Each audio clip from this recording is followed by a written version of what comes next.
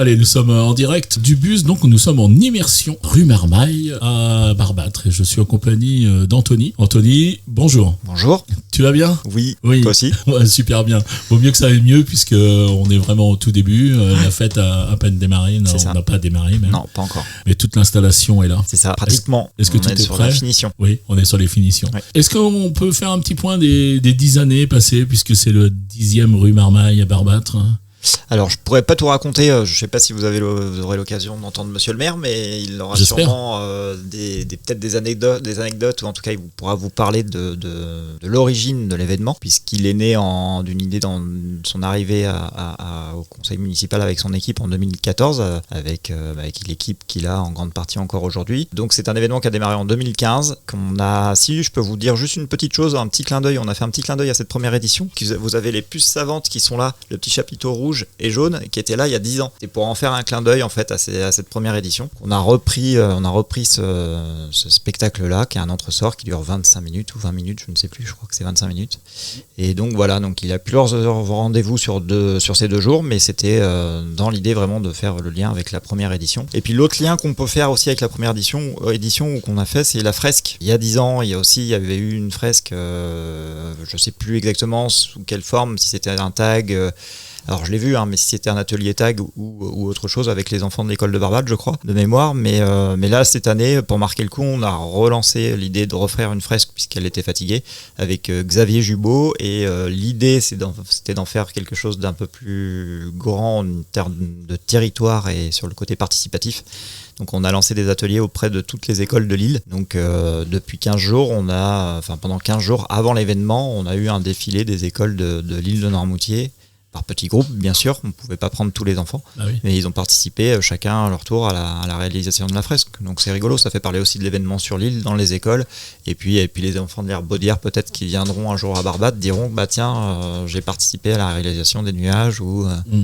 Parce que rue Marmaille, oui, pour ceux qui ne connaissent pas, parce qu'il y en a encore dans l'île qui ne connaissent pas, ça c'est un peu dommage, mais c'est vraiment pour les enfants. C'est la famille. On était axé très enfant au départ. C'est vrai que les premières éditions c'était très très enfant, mais on s'est rendu compte que sur Barbâtre on avait un public très très familial qui va des grands-parents aux parents en passant par les enfants et petits enfants.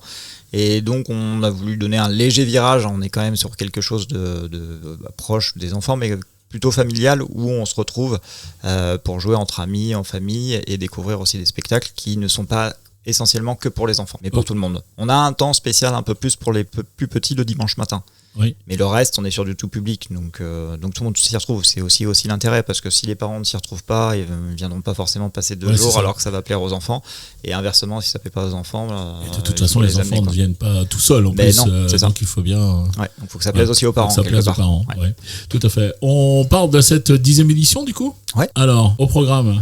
Alors au programme, plein de choses. On a insisté un petit peu justement sur ce côté famille, amis et le temps de partage, avec beaucoup de choses à faire sur le village. On appelle ça un petit peu le village, c'est-à-dire c'est l'espace de la Roqueterie qui est ouvert tous les après-midi, les 2 après-midi, sur le samedi et le dimanche, avec un atelier Lego, avec une installation sonore, avec des jeux en bois, avec du maquillage, avec un photobooth où vous pouvez repartir avec la photo des 10 ans de la rue Marmaille, la découverte de la fresque évidemment, il y a un bar, de la restauration sur place. Donc tout ça c'est pour ce qui est sur place tout l'après-midi. Tout l'après-midi sur les 2 après-midi, oui. Voilà, et donc là les gens peuvent arriver 14h, c'est ça ? Ouais, on peut imaginer qu'ils arrivent à 14h et ils commencent à jouer aux jeux en bois doucement, se mettre sur l'atelier Lego un petit peu, et puis après il y a des temps forts en fait sur les 2 jours avec des spectacles qu'on garde évidemment toujours, puisque c'est un peu la marque de fabrique aussi de la rue Marmaille. C'est qu'il y a des temps forts de spectacles avec des compagnies qu'on a soutenues, qu'on a accueillies en résidence, etc. On va parler maintenant des spectacles, donc ce spectacle hors norme. Alors hors norme, c'est la compagnie Betty Blues. On a une petite histoire avec cette compagnie, puisqu'ils sont venus écrire ce spectacle-là. Alors j'ai plus les années en tête, mais c'est pas si vieux que ça, c'était il y a 2 ou 3 ans, en fait c'est un spectacle assez récent. Ils sont venus en septembre en résidence écrire le spectacle, c'est-à-dire qu'il était vraiment tout neuf, c'était vraiment un atelier d'écriture. Et on s'était donné rendez-vous 1 an plus tard, donc en 2023. Donc ça, je crois qu'elles sont venues l'écrire en 2022 et en septembre 2023 elles sont venues le terminer et faire un test public un vendredi après-midi et faire des ateliers avec les écoles, etc. Et donc l'idée c'était derrière qu'on le programme sur un événement. Et donc en plus l'histoire rapidement c'est sur un anniversaire, c'est deux mamans qui se retrouvent autour de la préparation d'un anniversaire d'un de leurs enfants. Un des enfants et donc voilà, donc ça faisait bien le lien aussi avec la rue Marmaille et surtout cette année anniversaire. Ouais. Ok, le deuxième donc c'est la fanfare Marmaille, je suppose que ça va. Ouais, on attend du cuivre là. Oui, ça envoie un peu. Alors c'est rigolo aussi, alors c'est le hasard, mais donc ils portent le nom aussi du festival. Premier hasard et deuxième hasard, c'est que c'est une année anniversaire aussi pour eux. Je crois qu'ils fêtent leurs 20 ans. Donc ils sont sur une tournée des 20 ans. Formidable, j'espère que je vais les avoir dans le bus du coup. Ah bah carrément, ouais. Hein ouais. Ok, et enfin donc ce soir sur le parc de la mairie, Catch Kid Club. Oui, c'était pour finir un peu en beauté. Donc on a toujours donc la fanfare, elle sert à faire le lien entre les deux spectacles et surtout pour que les gens aussi profitent de l'espace, des food trucks et du bar en attendant le spectacle de 21h et qu'on garde les gens sur l'espace. Et donc le dernier spectacle, c'est vraiment dédié aux enfants et aussi à la famille. On est sur le principe de la battle BD en fait, où deux comédiens catcheurs se rencontrent sur scène avec un animateur de ring. On est sur un décor un peu de ring d'ailleurs, et avec un DJ qui met le feu derrière. Et on est en ambiance un peu boom d'après-midi quoi. Oh, j'ai hâte. J'ai hâte, on va y arriver. Allez, je te remercie beaucoup d'être passé. On a parlé dimanche, du samedi. Pour dimanche, eh bien, soit on se revoit demain matin, ou soit peut-être que Monsieur le maire, s'il vient nous faire, il en parlera lui-même. Ça marche.